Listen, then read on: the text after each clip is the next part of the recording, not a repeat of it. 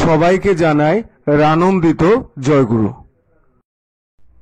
পরম দয়াল ঠাকুর আমার পরমারাধ্যা জগৎজননী শ্রী শ্রী বড়মা, পরম পূজ্যপাদ শ্রী শ্রী বরদা, পরম পূজ্যপাদ শ্রী শ্রী দাদা, পরম পূজ্যপাদ আচার্যদেব শ্রী শ্রী দাদা রাতুলরাঙা চরণে কোটি কোটি প্রণাম জানাই ঠাকুর পরিবারের প্রতি প্রত্যেকের শ্রীচরণে আমার কোটি কোটি প্রণাম জানাই। আজ 18ই মার্চ 2022। সর্বপ্রথম আমাদের দুর্বলতার বিরুদ্ধে যুদ্ধ করতে হবে। পাপের জ্বলন্ত প্রতিমূর্তি ওই দুর্বলতা।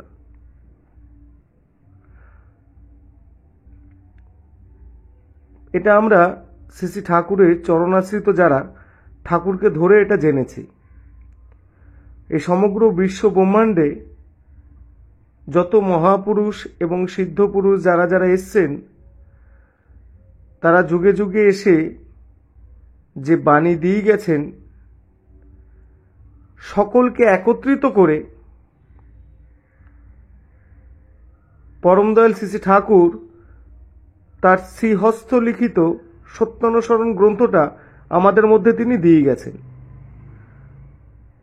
যার মধ্যে সবটাই আছে। তাহলে এই যে দুর্বলতার বিষয়টা নিয়ে আজকে কিছুটা আলোচনা করার চেষ্টা করব। শ্রী শ্রী ঠাকুর বলছেন, দুর্বল হৃদয়ে প্রেম ভক্তির কোনো স্থান নেই। এবং তিনি বলছেন, হটে যাওয়াটা দুর্বলতা নয়কো, কিন্তু চেষ্টা না করাটাই দুর্বলতা। তাহলে দুর্বল হৃদয়ে প্রেম ভক্তির কোনো স্থান নেই। সে ধর্মরাজ্যে ঢুকতে পারে না যদি দুর্বল হৃদয় থাকে। আমরা যদি কখনো ভাবি যে আমাদের সৃষ্টির কিভাবে হয়েছিল, তাহলে বিষয়টা আমাদের কাছে পরিষ্কার হয়ে যায়। আমরা সকলেই পিতামাতার মধ্যে থেকে এসেছি, এটা আমরা সবাই জানি।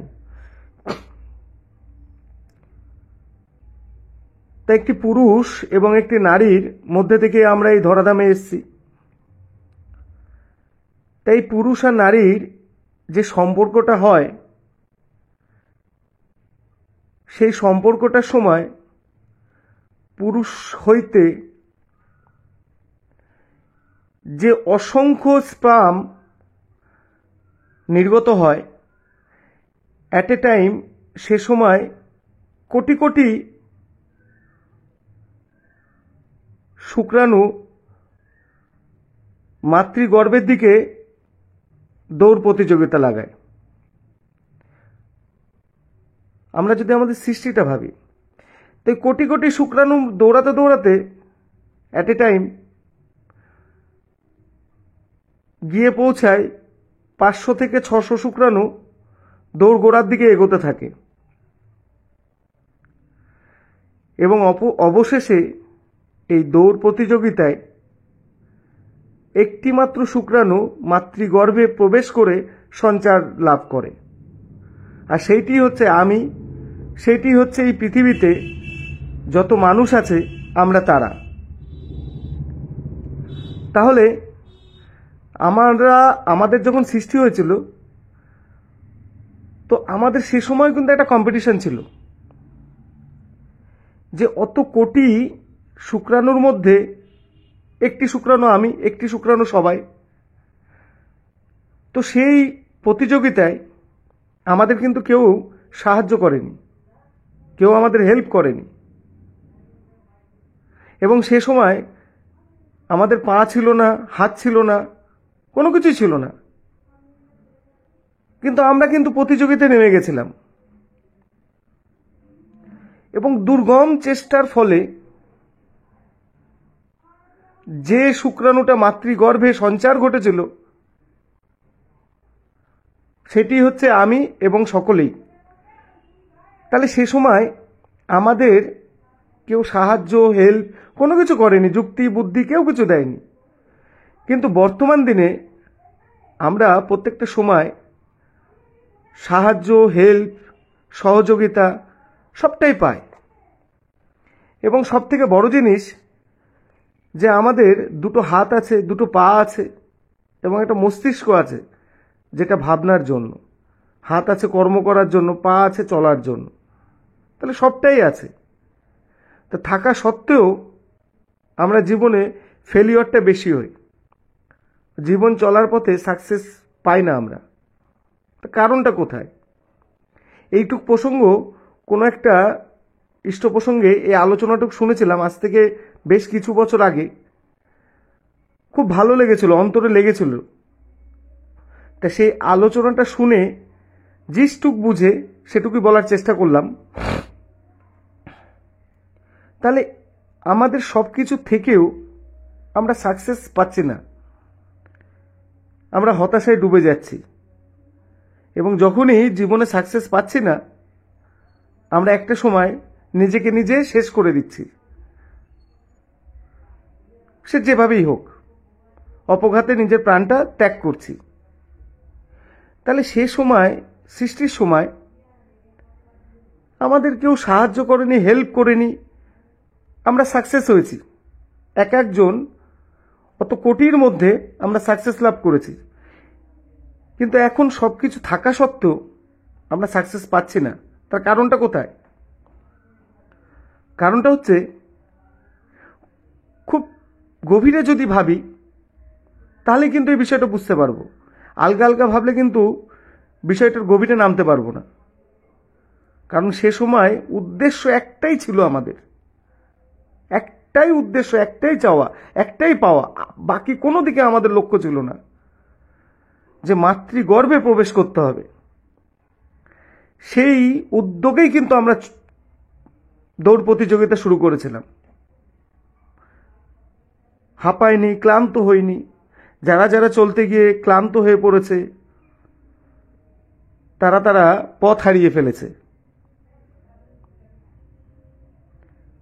তাহলে তখন উদ্দেশ্য একটাই ছিল বলে জীবনে কিন্তু আমরা সাকসেস পেয়েছি। আর বর্তমান দিনে আমাদের উদ্দেশ্য একটা না, আমরা বহু কিছু চেয়ে বসি, বহু কিছু ভাবনার জগতে থাকি। জীবনের প্রত্যেকটা কিছু ভাবনা নিজে নিজেই ভেবে নিজে নিজেই একটা রূপ দেওয়ার চেষ্টা করি।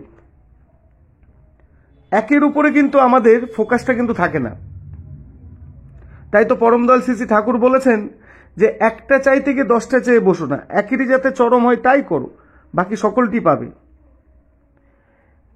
তাহলে বর্তমান দিনে সবটা যখন আমরা চাইছি, তাহলে কোনোটাই ঠিক মতন পেয়ে উঠছি না। আর যখন পেয়ে উঠছি না, তখন ভিতরে একটা হতাশা কাজ করছে, একটা দুর্বলতা কাজ করছে। তখন সেই দুর্বলতাই ধীরে ধীরে ধীরে ধীরে আমাদের শেষ করে দিচ্ছে। বহু মানুষ আছে, বেশিরভাগ দেখা যায় অপঘাতে মৃত্যু, নানান জ্বালা যন্ত্রণার ফলে তারা আর পাচ্ছে না। তার মেন কারণটা হচ্ছে দুর্বলতা। আজকে ঠাকুর ধরে কিন্তু সেটা জেনেছি। এই দুর্বলতা জিনিসটা আমাদের ভিতরে যে বৃত্তি প্রবৃত্তি থাকে না, বৃত্তি প্রবৃত্তির ফলে আমরা অনেক কিছু কর্ম করে ফেলি, সে জেনে হোক বা না জেনেই হোক, ভুলভ্রান্তি করে ফেলি। আর যখনই ভুলভ্রান্তি করার পরে বেশ কিছু সময় দেখা যায় যে চলার পথে কিছু মানুষ তাকে নিয়ে ভালো কিছুই বলছে, প্রসঙ্গটা ভালো কিছু বিষয় নিয়ে আলোচনা করছে, তার গুণেরই চর্চা করছে, কিন্তু সে সেখানে গিয়ে এই যে তার বিষয় নিয়ে আলোচনা হচ্ছে, সে মনে মনে ভাবছে কি এটা নিশ্চয়ই আমার কোনো একটা ঘটনা নিয়ে দুর্নাম করছে। তার ভিতরে না একটা দুর্বলতা কাজ করে। বেশিরভাগ ক্ষেত্রে দেখা যায় কিন্তু দুর্বলতা যখনই কাজ করে, সে কিন্তু সকলের মধ্যে যাওয়া, সকলের মধ্যে কথা বলা, সকলের সাথে মেলামেশা করা, সেটা কিন্তু সে করতে পারে না কিন্তু সে। তাহলে আমাদের সৃষ্টিটা যদি আমরা একবার গভীরে গিয়ে ভাবি, তাহলে জীবন চলার পথে আমাদের কঠিন পথগুলো খুব সহজ হয়ে যায়। তাহলে জীবনে এই দুর্বলতা বা এই যে হতাশাগ্রস্ত হওয়া, এগুলো থেকে বাঁচার উপায়টা কি আমাদের? আমরা তো জীবনে সবাই বাঁচতে চাই, কেউ তো মরতে চায় না। সকলের উদ্দেশ্য বাঁচবো এবং বাড়বো, এর বাইরে কিন্তু কোনো কিছু নেই। এবং বাড়াটা শুধু অর্থ দিক থেকে না, সব দিক থেকে সে চায় আমি বেড়ে উঠব। তাহলে সেটা যখন আমরা চাই, তাহলে এই যে আমরা সাকসেস হচ্ছি না, তার কারণটা কোথায়? কখনো নিজেরা আত্মসমালোচনা করেছি? আমরা করিনি, আমরা ভাবিনি। তাই তো পরম দয়াল শ্রী শ্রী ঠাকুর তিনি তার শ্রীহস্ত লিখিত সত্যানুসরণ গ্রন্থে বলছেন, সর্বপ্রথম আমাদের দুর্বলতার বিরুদ্ধে যুদ্ধ করতে হবে, সাহসী হতে হবে, বীর হতে হবে। পাপের জ্বলন্ত প্রতিমূর্তি ওই দুর্বলতা, তারাও যত শীঘ্রই পারো ওই রক্ত শোষণকারী অবসাদ উৎপাদক ভ্যাম্পায়ারকে। তিনি ভ্যাম্পায়ার মানে বলছেন ভ্যাম্পায়ার এক জাতীয় বারুদ, ইহারা নির্বিবাদে ঘুমন্ত জীবজন্তুর রক্ত শোষণ করিয়া থাকে। তিনি বলছেন, স্মরণ করো তুমি সাহসী, স্মরণ করো তুমি শক্তির তনয়,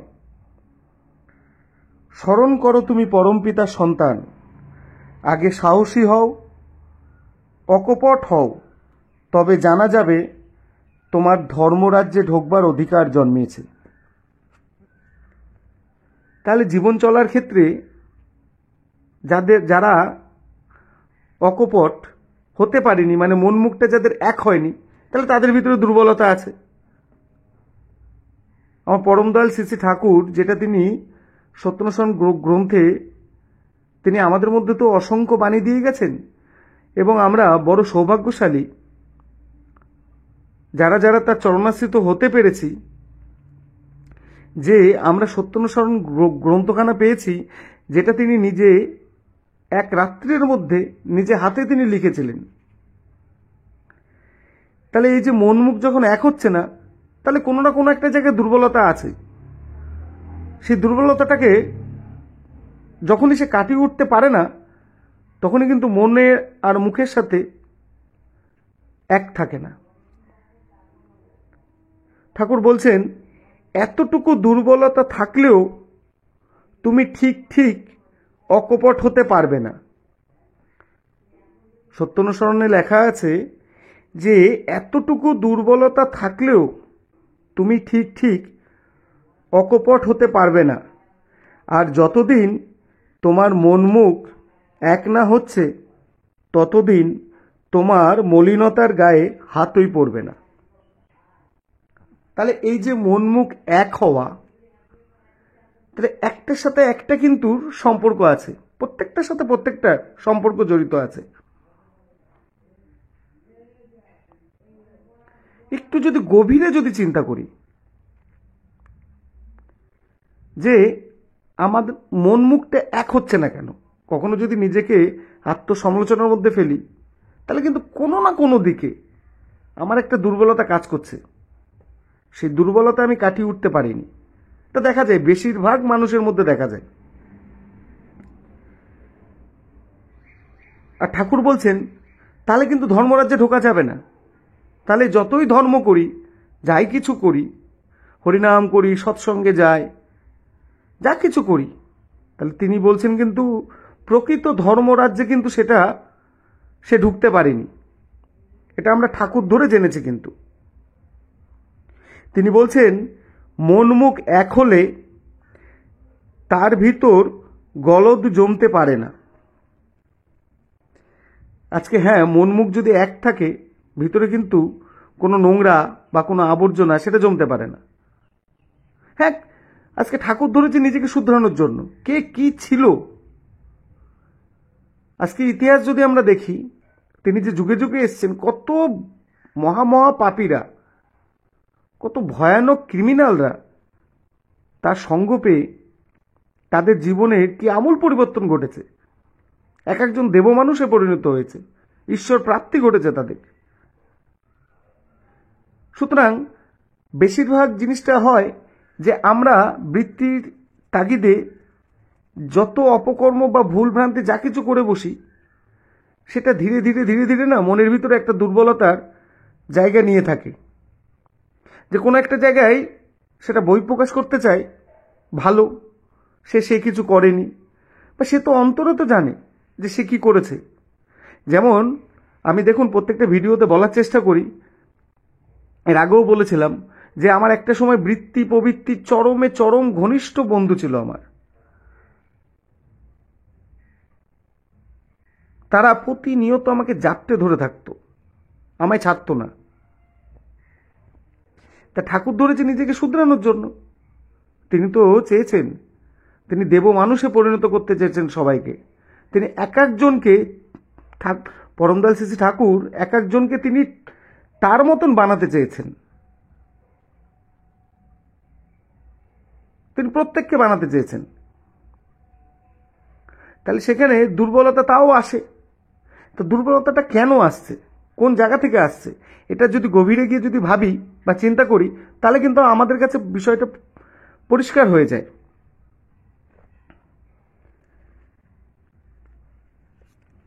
ঠাকুর বলছেন যে হটে যাওয়াটা বরং দুর্বলতা নয় কো, কিন্তু চেষ্টা না করাই দুর্বলতা।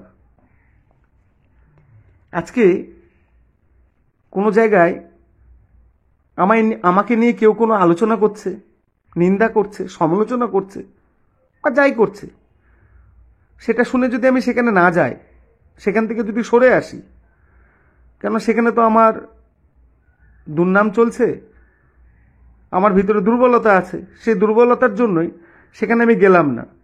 আর যে কোনো কাজ করতে গিয়ে দেখা যাচ্ছে আমি ভাবলাম দুর্বলতা কাটিয়ে উঠব, আমি এই জিনিস আর করব না। আমরা অনেক সময় মনে মনে চলার পথে ভাবি যে এই জিনিসটা আর করব না, জীবন থেকে ত্যাগ করলাম। যখনই এটা ভাবি তখনই কিন্তু সেটা বেশি করে এসে জাপটে ধরে। তারও উপায় দিয়ে গেছেন ঠাকুর, তিনি সবটা দিয়ে গেছেন। তাই তো তাকে বলে সর্বসমস্যা সমাধানকারী। এমন কোনো জিনিস নেই যে তিনি দেয়নি। তাই ঠাকুর বলছেন যে চেষ্টা না করাই দুর্বলতা।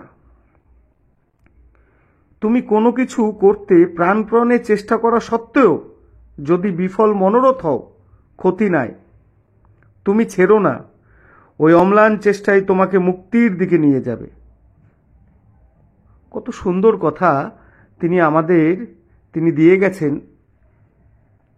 যে আমরা কোনো কিছু চেষ্টা করলাম, আর চেষ্টা করলেই যে কোনো কাজ, যারা কাজ করে ভুল তারাই করে, আর যারা কর্ম করে না তারা ভুল আর কি ঠিক কিছুই বোঝে না। এক শ্রেণীর মানুষ আছে যারা কোনো কিছুই করবে না, কিন্তু খুব মুখরোচক গল্প করবে, পরনিন্দা পরকালচার, যাদের মুখে মুখে থাকবে। কিন্তু বাস্তবে যারা কর্ম করবে ভুল তারাই করবে। আমরা মাতৃগর্ভ থেকে বেরিয়ে একবারেই কিন্তু হাঁটা শিখিনি। আমরা প্রথমে হামাগুড়ি দিয়েছি, তারপরে যখন হাঁটতে গিয়ে বারবার আছড়ে পড়েছি, আবার পাশে কেউ না কেউ হাতটা ধরেছে, ধরে হাঁটি হাঁটি পা করে হাঁটাটা শিখিয়েছে। এটা কিন্তু বাস্তব, সকলের ক্ষেত্রে, ছেলে মেয়ে সবার ক্ষেত্রে হয়েছে, আর হবেও। তাহলে কেউ তো এসে আমার হাতটা ধরে হাঁটা শিখিয়েছে, তা হাঁটতে গিয়ে আছাড় খেয়েছি। সেরকম দেখুন আজকে যে কোনো জিনিস শিখতে গিয়ে এক চান্সেই কিন্তু সে সেই জায়গাটা ওঠেনি, তাকে চেষ্টা করতে হয়েছে, এবং সেই চেষ্টা করতে গিয়ে তাকে একটা গাইডলাইন নিতে হয়েছে পাশে, যে তাকে সেই জিনিসটাকে শিখিয়েছে প্রতিনিয়ত। যারা সাইকেল চালানো শিখেছে, মোটরসাইকেল চালানো শিখেছে, বাইক চালানো শিখেছে, বা 4 হুইলার চালানো শিখেছে, একবারেই তো শেখেনি দেখে। আর যদি কেউ শিখে থাকে ফর এক্সেপশনাল সে, তাহলে কেউ না কেউ পাশে থেকে সেটা কিন্তু শিখিয়েছে। এক চান্সে সে শেখেনি, সে কিন্তু অম্লান চেষ্টা করে গেছে শেখার জন্য। তা সেই অম্লান চেষ্টাই তাকে কিন্তু সেই জিনিসগুলো শিখিয়েছে। সব কথাগুলো দেখুন জীবনে চলার পথে না সবটার সাথে সবটা মিলটা আছে। তিনি বলছেন দুর্বল মন চিরকালই সন্দিগ্ধ, তারা কখনোই নির্ভর করতে পারে না। আজকে যাদের ভিতরে দুর্বলতা আছে তারা কখনোই নির্ভর করতে পারে না, বিশ্বাস করতে পারে না কাউকে, আসবেই না বিশ্বাসের ব্যাপারটা, ভরসা করতে পারবে না। তিনি বলছেন বিশ্বাস হারিয়ে ফেলেছে, তাই প্রায় রুগ্ন কুটিল ইন্দ্রিয় পরবশ হয়। তাদের নিকট সারাটা জীবন জ্বালাময়, তাদের জীবনটা কাটে শুধু জ্বালা আর জ্বালা, তাদের জীবনে শুধু জ্বালা, ভালো কিছু দিলেও জ্বালা। মানে একটা স্বর্গ কোথায় জানি না, এইভাবেই স্বর্গ এইভাবেই নরক সবই আছে। একটা আনন্দমুখর পরিবেশে তাকে ছেড়ে দিলেও সেটাও তার কাছে একটা জ্বালাময় লাগবে, ভালো লাগবে না, অস্থিরতা লাগবে সেখানে। তাহলে তার ভিতরে কতটা দুর্বলতা আছে। আজকে এগুলো জেনেছি, পৃথিবীতে কোনো জায়গায় তো এগুলো শেখায় না, আর এইগুলো শেখানোর জন্যই তিনি যুগে যুগে আসেন, আর এবার তিনি স্বয়ং এসে তিনি আমাদের মধ্যে বলে দিয়ে গেছেন। তাই তিনি বলছেন শেষে অশান্তিতে সুখ দুঃখে ডুবে যায়, কি সুখ কি দুঃখ বলতে পারে না, বললে হয়তো বলে বেশ, তাও অশান্তি, অবসাদে জীবন ক্ষয় হয়ে যায়। বেশিরভাগই সমাজে দেখা যায় অবসাদে জীবনটা ক্ষয় হয়ে যায়, কেননা সে তো জীবনে সাকসেস পায়নি, তার তো ভিতরে দুর্বলতা আছে, একটার সাথে একটা যুক্ত আছে। দুর্বলতা থাকলেই তার মন মুখ এক হবে না, এবং দুর্বলতা কাটাতে গেলে একরকম চেষ্টা একটু করে হলো না, কত চেষ্টা করে ফেললাম কিছুই হলো না।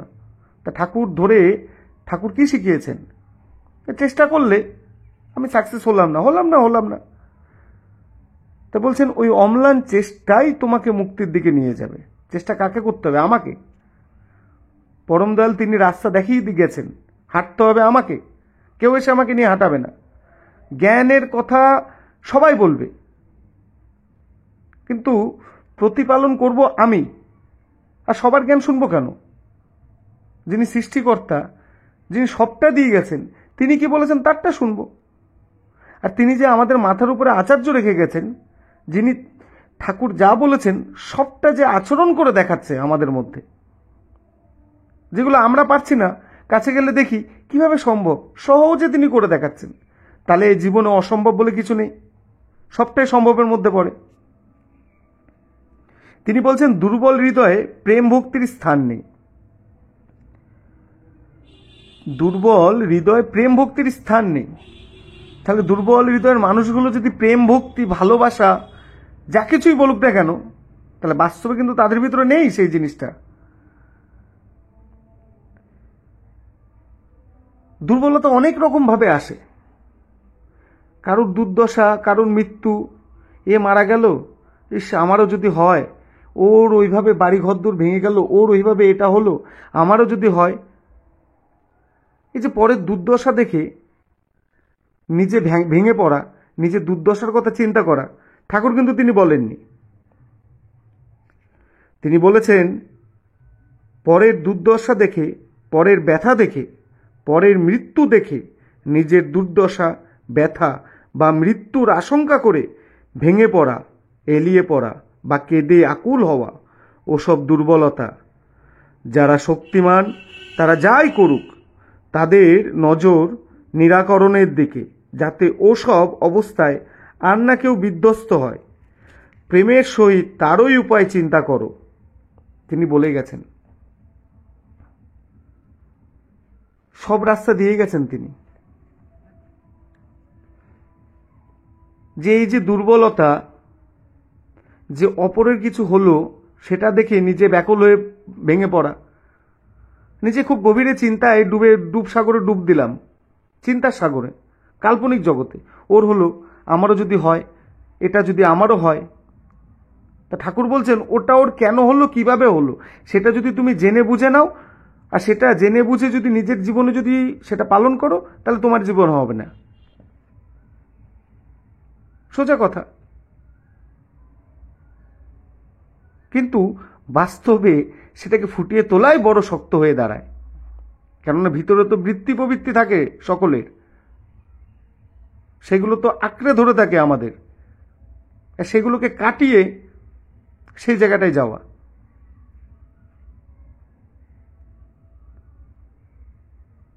তাহলে পরম দয়াল আমাদের মধ্যে তিনি সত্যানুসরণে এই কথাও বলেছেন যে তিনি বলেছেন পরম পিতার দিকে নজর করো, আবেগ ভরে বলো, ওগো আমি তোমার সন্তান, আর আমার জড়তা নেই, আর দুর্বলতা নেই, আমি আর কাপুরুষ নয়, আমি আর তোমাকে ভুলে নরকের দিকে ছুটে যাব না, আর তোমার জ্যোতির দিকে পিছন ফিরে অন্ধকার অন্ধকার বলে চিৎকার করব না। তাহলে ঠাকুর তার দিকে চেয়ে আবেগ ভরে বলতে বলেছেন এই কথাগুলো। এবং আমি আর তোমাকে ভুলে নরকের দিকে ছুটে যাব না, তিনি আমাদের মধ্যে যা দিয়েছেন সেটাকে ফেলে রেখে ডানে বাঁয়ে রাস্তায় যদি বেঁকে যায়, কারণ তিনি তো সোজাসুজি, তিনি তো বলছেন আর ডান দিকে বৃত্তি প্রবৃত্তি, বাঁ দিকেও বৃত্তি প্রবৃত্তি, বা পিছনেও আছে, তো কোনো দিকে যদি ছুটে যায় তাহলে তো তার দিকে আমি আর থাকছি না, আমি তো ছুটে গেলাম, আর ওই যেদিকে ছুট মারবো সেই দিকেই তো অন্ধকার, পরে কিছুটা দূর দৌড়িয়ে গিয়ে অন্ধকার অন্ধকার বলে চিৎকার করব। তিনি তো দাঁড়িয়ে আছেন, তিনি তো সবই দিয়েছেন আমাদের মধ্যে, তিনি তো কোনো কিছু বাদ দেননি, পরিষ্কার করে তিনি ভেঙে দিয়ে গেছেন। এবং তিনি যে আচার্য রেখে গেছেন, আমরা দেওঘরে গেলে দেখতে পারি যে অনেকে হয়তো ভাবে ঠাকুর কি বলে গেছেন, বাবা এগুলো কি হয়, এগুলো কি সম্ভব? চোখের সামনে গেলেই দেখি কত সুন্দরভাবে মাথার উপরে যে আচার্য আছে তিনি সবটা তিনি আচরণ করে তিনি আমাদের মধ্যে দেখাচ্ছেন। গেলে কিন্তু আমরা দেখতে পারি এটা। তাহলে আমাদের জীবনে চলার পথে এই দুর্বলতা বা এই হীনমন্যতা থেকেও কম বেশি দুর্বলতা আসে। অনেকে দেখবেন, এটা দেখা যায় বেশিরভাগ ক্ষেত্রে, যে ভিতরে যখন দুর্বলতা কাজ করে না, ও কোনো একটা বড় লোকের কাছে গেলে, আপনি যে কোনো জগতে, সৎসঙ্গ জগৎ বা যে কোনো জগতেই দেখবেন, তার সংসারে যদি অভাব অনটন থাকে, একটা পয়সাওয়ালা কারোর কাছে গেলে সে মনে মনে ভাবে এর কাছে আসলাম, নিজেকে নিজে কেমন একটা ছোট, কেমন একটা দুর্বল এরকম একটা কাজ করে যে কোনো দিক থেকে আসেই এই জিনিসটা। তাহলে এই যে এগুলো কাটানোর উপায়টা কি? উপায় তো আছেই, কেননা দিন থাকলে রাত আছে, দিন আছে বলেই রাত আছে, আলো এবং অন্ধকার। তো প্রত্যেকটা আমাদের সকলের জীবনে উত্থান এবং পতন আছে। একইভাবে কারোর জীবন বয় না, কারোর বাড়িতে একইভাবে আনন্দের ফোয়ারা কিন্তু চলে না, সে যেই হোক, যত বড় কোটিপতি হোক আর রাস্তায় থাকা মানুষই হোক না কেন, যারা পথে ঘাটে ফুটপাতে থাকে। তাহলে একইভাবে কারোর জীবনে আনন্দের ফোয়ারা চলে না, আবার কারোর জীবনে একইভাবে কষ্টের মধ্যে দিয়ে সে চলে না। তাহলে ভালো মন্দ দুটোই আছে, যেমন অন্ধকার আছে তেমন আলো আছে, উত্থান আছে পতন আছে। তাহলে আমরা শিশুকালে যে হামাগুড়ি দিতে দিতে হাঁটা শিখেছি, কারোর হাত ধরে শিখেছি, সে হাঁটি হাঁটি করে আমাদের শিখিয়েছে, আমরা কিন্তু শিখে গেছি। আর একা একা যতবার চেষ্টা করেছি বারবারই আছাড় খেয়েছি, যে না হাতখানা ধরে ধরে নিজেকে হাঁটানো শিখিয়েছে, খুব সহজে ধীরে ধীরে শিখে গেছে। যে সাইকেল চালাতে গেছে, গাড়ি চালাতে গেছে, সে যদি নিজে চালাতে যায়, প্রথমে কয়েকবার তো অ্যাক্সিডেন্ট চলতেই থাকবে, তার অ্যাক্সিডেন্ট করতেই থাকবে সে। তাহলে কেউ যদি কাউকে ধরে যদি শিখি, তাহলে কিন্তু খুব সহজেই জিনিসটা কিন্তু শিখে নিতে পারবো। প্রত্যেকটা জিনিসের ক্ষেত্রে, প্রত্যেকটা জিনিস জীবনে, যে কাউকে না লাগে যে আমি যে প্রথমে শিখবো জিনিসটা, সেটা ভালো জিনিসই হোক বা খারাপ জিনিসই হোক। তাহলে এই যে এই জিনিসগুলো আমরা কাকে ধরলে জানতে পারবো, কাকে ধরলে প্রকৃত শিখতে পারবো? তাকে ধরলে, যিনি সব সময় সৃষ্টি থেকে তিনি এই যে এই প্রতিকূল অবস্থাকে যিনি সবসময় অনুকূল পরিস্থিতিতে নিয়ে চলে, সৃষ্টি থেকে বলছি, যত বৃত্তি আছে সমগ্র বৃত্তি প্রবৃত্তি যার চরণের দাস,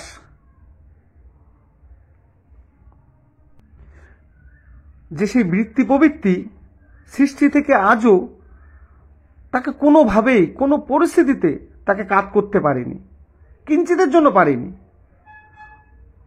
তারা দাস দাসী সেজে তার চরণে পড়ে আছে। তাহলে সেই রকম মানুষকে যদি আমি ধরি, সেই রকম মানুষের যদি আমি সঙ্গ করি, তাহলে জীবনের আমার এই যে এত সমস্যা, এত প্রবলেম, সেগুলো না আমি সহজে কাটিয়ে উঠতে পারবো। তাহলে সেরকম ব্যক্তি তো আমাদের খুঁজতে তো হবে,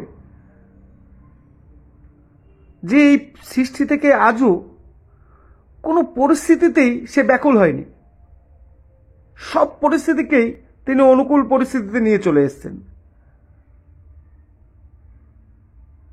আজকে আমরা কিন্তু পরিস্থিতির দাস হয়ে পড়ি, পরিস্থিতির চাপে পড়ে মানুষ নানান কিছু করে, পরিস্থিতি আর পরিস্থিতি যার দাস। আমরা বৃত্তি প্রবৃত্তির মধ্যে পড়ে জীবনে ভুল ভ্রান্তি আমাদের জীবনে কম আর বেশি সেটা ঘটে, এটা ঘটেছে। তাহলে সেই বৃত্তি প্রবৃত্তি যার চরণে থেকে অনবরত যা সেবা করে, তাকে জীবনে সৃষ্টি থেকে আজ পর্যন্ত কোনো দিনও টলাতে পারেনি। তাহলে সেই ব্যক্তির শরণাপন্ন হয়ে সেই ব্যক্তিকে যদি আমি জীবনে যদি ধরি, তাকে যদি গাইড হিসাবে ধরি আমি, তাহলে আমার জীবন চলাটা যত দুর্গমই হোক না কেন, যত প্রতিকূল পরিস্থিতিতেই পড়ি না কেন, তিনি তো সবটা জানেন, সব কলা কৌশল যিনি জানেন। যত বৃত্তি প্রবৃত্তি আমাকে এসে চেপে ধরুক না কেন, সেই বৃত্তি প্রবৃত্তি তার চরণের দাস। তা সেই ব্যক্তিকে ধরলে তাহলে জীবন চলনাটা না, যে খাপেই পড়ি না কেন,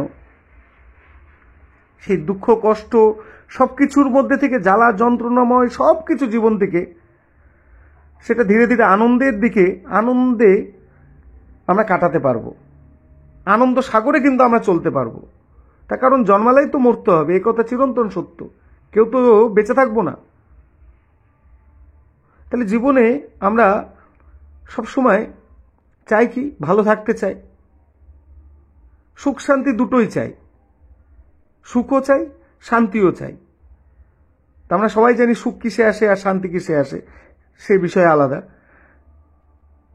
তো যে মানুষটাকে ধরলে সব কিছুই জীবনে, যেগুলো আমার চাওয়া পাওয়া, যা কিছু চাই সবটাই কিন্তু আমি পাবো, আমাকে কিন্তু কখনো খাড্ডার মধ্যে পড়তে হবে না। তাহলে সেই ব্যক্তিকে আমার জীবনে আমার গাইড হিসাবে, আমার গুরু হিসাবে আমাকে তাকে ধরতে হবে, তার চরণাশ্রিত হতে হবে। তাই তিনি এই ধরাধামে যুগে যুগে তিনি আবির্ভূত হন আমাদের গাইড সেজে। আজকে দেখবেন কোথাও যখন ট্যুর করতে গেলে না, গাইডের বিষয়টা সকলেই জানি, যে দেখা যায় অচেনা পরিবেশে গেলে আমরা কোনো কিছু বুঝতে পারি না, হলি গলি বা কোনো কিছু তো চিনি না, সেখানে কিন্তু গাইড থাকে, কিন্তু বিনিময়ে তাদের টাকা দিতে হয়। তারা সবটা নিয়ে নিয়ে গিয়ে গিয়ে ঘোরায়, কারণ সবটা তো তিনি জানেন। আর যে সবটা জানেন সেরকমই গাইড একটা দেখি, যে সবটা জানেন সে আমাকে নিয়ে গিয়ে সবটা ঘুরিয়ে টুরিয়ে এনে দেবে, বিনিময়ে একটা পারিশ্রমিক আমাকে দিতে হয়। তাহলে তিনি যুগে যুগে এসে তিনি আমাদের গাইড দেওয়ার জন্য, গাইড রূপে তিনি আমাদের সাথে থাকতে চান। তাহলে আমরা এখনো পর্যন্ত যারা যারা তাকে ধরিনি, তারা কতটা নির্বোধ আমরা। তিনি এমন মানুষ যে পৃথিবীর কোনো সমস্যা তাকে টলাতে পারে না। কিঞ্চিত একটা সমস্যা আসলে আমরা হিমশিম খেয়ে যাই, মাথা খারাপ হয়ে যায় আমাদের। যিনি সর্ব সমস্যার সমাধানকারী, সব সমস্যার উপরে যিনি, বৃত্তি প্রবৃত্তি কোনো কিছুতে তিনি কাবু হন না, তাহলে সেই রকম মানুষকে আমরা পেয়েও, বা যারা যারা আমরা তার চরণাশ্রিত হতে পেরেছি, আমরা তো বড় সৌভাগ্যশালী যারা যারা হয়েছি তার চরণাশ্রিত।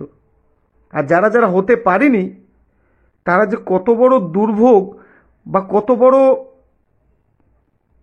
কি বলবো, কত বড় বোধবুদ্ধিহীন বা বেবোধ, বা কি বলবো, কি ভাষায় বলবো তাদের, জীবনে খাপি খাচ্ছে কিন্তু চোখের সামনেই আছেন তিনি, তিনি দাঁড়িয়ে আছেন কিন্তু খাপি খেয়ে চারিদিকে ঘুরছে, ধরতে পারছে না। আবার যারা তার চরণাশ্রিত হয়েছে, চরণাশ্রিত হলেই কিন্তু কিছু না, বহু জীবনের সৌভাগ্য আজ ছিল বলে তার চরণাশ্রিত হতে পেরেছি, তাতেই যে সব হয়ে গেল তা কিন্তু না। সে গাইড তো বলে দেয় যে তুমি এইভাবে চলো, ওইভাবে চালাও, তুমি এইভাবে এসো, তাহলে আমাকে সেই মতন যেতে হবে। গাইড ধরেছি বলে আমার সব ঘোরা হয়ে গেল। আজকে যখন হামাগুড়ি দিতে দিতে হাঁটা শিখি, যে হাঁটা শিখে তার আঙুলটা চেপে বসেছিলাম বলে হাঁটা শিখে গেছি? অসম্ভব। সে নিজেও আমাকে হাঁটা শিখিয়েছে। আজকে যখন গাড়ি চালাতে গেছি, ওই যে আমার পিছনে বসে যে দেখিয়েছে বা পাশের সিটে বসে যে দেখিয়েছে এইভাবে ওইটা করো এটা করো, ব্যাস আমি করেছি আর শিখে গেছি? না, তিনি আমাকে বলেছেন, আমি কিন্তু সেই মতন কিন্তু করেছি, সে দেখিয়ে দিয়েছে। তাহলে জীবন চলার ক্ষেত্রেও তিনি আমাদের যেগুলো দেখিয়েছেন, তিনি যা বলে গেছেন, যেভাবে যেরকমভাবে যতটুকু প্রতিপালন করব, জীবনটা আমাদের ততটাই আনন্দমুখর হবে, ততটাই আমরা সুখে থাকতে পারবো, শান্তিতে থাকতে পারবো। এইটুকু আমি বুঝি। যিনি সবটা জানেন এবং তিনি আমাদের মাথার উপরে রেখে গেছেন আচার্য, এবং এটা 10,000 বছর ধরে রয়ে যাবে। তা 10,000 বছর ধরে আমরা মাথার উপরে আচার্যকে পেয়ে যাব। তিনি বলেছেন 10,000 বছর ধরে আর কাউকে আসতে হবে না, এই ধরাধামে আর কেউ আসবে না। তাহলে আমরা তাকে ধরেছি। আমি সবটা দিয়ে বোঝানোর চেষ্টা করলাম, নিজের বাস্তব অনুভূতির মধ্যে দিয়ে যেটুক বুঝি সেটুকুই বলার চেষ্টা করি। আমরা ধরেছি, তিনি আমাদের রাস্তা দেখাচ্ছেন, আমাকে চলতে হবে। আমরা যখন পড়াশোনা করেছি, মাস্টারের কাছে গেলে মাস্টার বলে দিয়েছে এটা এটা এইভাবে করো, এটা ওইভাবে পড়ো, এটা এইভাবে পড়ো, পড়তে কিন্তু আমাকেই হয়েছে। মাস্টারের কাছে গিয়ে বসে আছি, মাস্টার ধরেছি বলে আমি পাশ করে যাব? হবে না, হতে পারে না। কে করেছে? যে শুধু ওই প্রাইভেট মাস্টারের কাছে গিয়ে বসে শুধু প্রাইভেট মাস্টার পড়িয়েছে, যা চুপচাপ পড়ে বেরিয়ে চলে এসছে, আর এক ফোঁটো বই নিয়ে ধরেনি, পড়েও নি, সে পাশ করেছে? আর যদি করেও থাকে তাহলে অন্যভাবে অ্যাপ্লাই করেছে, সেটা পরের বিষয়, সে বিষয়ে আসছি না আমি। তাহলে প্রত্যেকটা কিছু, প্রতিটা নিয়ত আমাকে ভেবে নিতে হবে, প্রত্যেকটা কিছু সব সময়। তো জীবনে আমার এমন একটা মানুষ দরকার, এমন একটা আদর্শ মানুষ দরকার, যাকে আমি জীবনে আমার গাইড রূপে মানি, আমার গুরু রূপে মানি, আমি যে রূপেই মানি, যেন তাকে আমার হৃদয়ে স্থান দিই। এবং প্রতিটা নিয়ত যখনই হৃদয়ে স্থানটা তাকে দিতে পারবো, এটা বাস্তব জীবনে দেখা যাবে। যখনই ভুল ভ্রান্তি হবেই, যাই আসুক, সাথে সাথে কোথা থেকে না ভিতর থেকে একটা সাড়া আসবে যে এই জিনিসটা না এটা ভুল হলো, ওই জিনিসটা না করাটা এটা ঠিক হলো না। কেউ কিন্তু ভিতর থেকে বলবে, তার কারণ তাকে তো সে অন্তরে জায়গা তো দিয়েছে, তাই তো সে অন্তর থেকে বলছে। কোটিতে কোটিতে তার চরণাশ্রিত, কিন্তু অন্তরে যে দিয়েছে তাকে স্থান, সেই তার সারাটা টের পায়। আর যে অন্তরে স্থান দেয়নি, সে তো তার সারাটা টের পাবে না, সে বুঝতে পারবে না যে তিনি কি বলছেন। তাই যারা যারা এখনো তার চরণাশ্রিত হয়নি, জীবনে প্রত্যেকটা কিছু সৃষ্টি থেকে সব কিছু নিজের বাস্তব জীবনের সবটা যদি গভীর থেকে গভীরভাবে যদি চিন্তা করি, গভীর থেকে গভীরভাবে, তাহলে কিন্তু উপায়গুলো বুঝতে পারবো। এবং উপায় বুঝতে পারলেই হবে না, কিন্তু সেরকম একটা ব্যক্তিকে আমার জীবনে আঁকড়ে ধরতে হবে, যে যতদিন এই ধরাধামে বেঁচে আছি তোমায় অন্তরে আঁকড়ে ধরে থাকবো, তোমায় ছাড়বো না। কেন, তুমি সবটা জানো। তুমি সব সমস্যার মধ্যে পড়ো, সমস্যার মধ্যে সমস্যা তোমাকে টলাতে পারে না। বৃত্তি প্রবৃত্তি তোমাকে কিঞ্চিত টলাতে পারে না। না টলাতে পেরে তারা তোমার দাস হয়ে থাকে, তারা তোমার নিত্য সেবক হয়ে থাকে। সেই রকম মানুষ আমাদের জীবনে দরকার। আর তিনি এসছেন, আমার পরম দয়াল শ্রী ঠাকুর। তাকে ধরব, এবং তিনি মাথার উপর আচার্য রেখে গেছেন। তিনি কি বলছেন সেটা বাস্তবে প্রতিপালনের চেষ্টা করব। এই বলে এখানেই শেষ করলাম। যেটুক নিজের বাস্তব অনুভূতিতে বুঝলাম সেইটুকুই বলার চেষ্টা করলাম। আবারও প্রত্যেকটা ভিডিওতেই বলি যে আমার কথায় যদি কোনো ভুল ভ্রান্তি হয়ে থাকে আমায় ক্ষমা করে দেবেন। সবাই ভালো থাকবেন, সুখে থাকবেন, আনন্দে থাকবেন পরমপিতাকে নিয়ে। জয় গুরু। বন্দে পুরুষোত্তমম। এবং এই ধরনের ইষ্ট প্রসঙ্গ ও ঠাকুরের আলোচনামূলক ভিডিও পেতে চ্যানেলটিকে সাবস্ক্রাইব করুন ও পাশে থাকা বেল আইকনটিতে প্রেস করুন। ভালো থাকবেন। জয় গুরু।